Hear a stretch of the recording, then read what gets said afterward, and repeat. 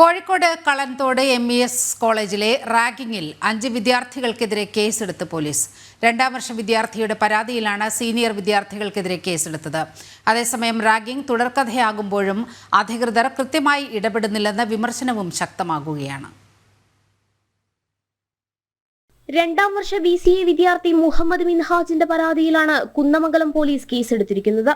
5 senior വിദ്യാർത്ഥികൾക്കെതിരെയാണ് കേസെടുത്തത്.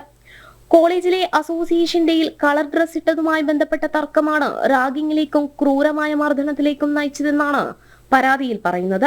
Programme കോർഡിനേറ്ററായ അധ്യാപകൻ പറഞ്ഞതനുസരിച്ചാണ് അന്നേ ദിവസം കളർ ഡ്രസ്സും ടൈയും ധരിച്ചതെന്നും സീനിയേഴ്സ് പറയുന്നത് മാത്രം അനുസരിച്ചാൽ മതിയെന്ന് പറഞ്ഞാണ് മർദ്ദിച്ചതെന്നും പരാതിയിലുണ്ട്.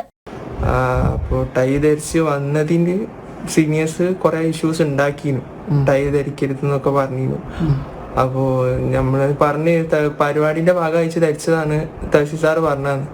അപ്പൊ സീനിയേഴ്സ് പറഞ്ഞ് നമ്മൾ പറയുന്നത് കേട്ടാൽ മതി എന്നൊക്കെ അങ്ങനെ പറഞ്ഞ് ഇഷ്യൂസ് ഉണ്ടായിരുന്നു. അങ്ങനെ നമ്മള് പരിപാടി കഴിഞ്ഞിട്ട് ഊരി മാറ്റാന്നൊക്കെ പറഞ്ഞു. ഓരോരുത്തരെ കൊണ്ടുപോയിട്ട് കാട്ടുക, അടിക്കുക. ബാക്കിൽ തഹസീൽ സാറ് കാണൂല, HODമാരൊന്നും കാണൂല. ബാക്കിലേക്ക് ഇരുട്ടാണ്. നമ്മളെ സ്റ്റേജിന്റെ കുറച്ച് ഹാളിന്റെ ബാക്കിലേക്ക് വരും.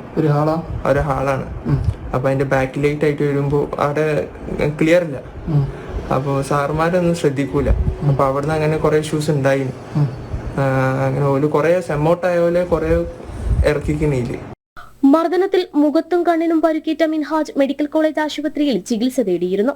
2023 2ാം വർഷ സോഷ്യോളജി വിദ്യാർത്ഥിയായിരുന്ന മിഥിലാജിന് സീനിയർ വിദ്യാർത്ഥികളുടെ ക്രൂരമായ മർദ്ദനമേറ്റ സംഭവത്തിൽ UGC അടക്കം ഇടപെട്ടിരുന്നു. അന്ന് റാഗിങ്ങിൽ റിപ്പോർട്ട് തേടിയ UGC കർക്കശമായ നിലപാട് സ്വീകരിക്കാൻ കോളേജിന് നിർദ്ദേശം നൽകിയിരുന്നു. 15 വിദ്യാർത്ഥികൾക്കെതിരെ പോലീസ് കേസെടുത്തിരുന്നു. 6 പേരെ കോളേജിൽ നിന്നും അന്വേഷണ വിധേയമായി സസ്പെൻഡ് ചെയ്തിരുന്നു. ക്രൂരമായ റാഗിംഗ് കോളേജിൽ ആവർത്തിക്കുമ്പോഴും അധികൃതർ കൃത്യമായ നടപടി സ്വീകരിക്കുന്നില്ലെന്ന വിമർശനമാണ് ശക്തമാവുന്നത്. അതുകൊണ്ട് തന്നെ രക്ഷിതാക്കളും വിദ്യാർത്ഥികളും ആശങ്കയിലാണ്. ക്യാമറമാൻ സന്തോഷ് മണ്ണാർക്കാടിനോടൊപ്പം ദിസ്ന സുരേഷ്, ജനം, കോഴിക്കോട്.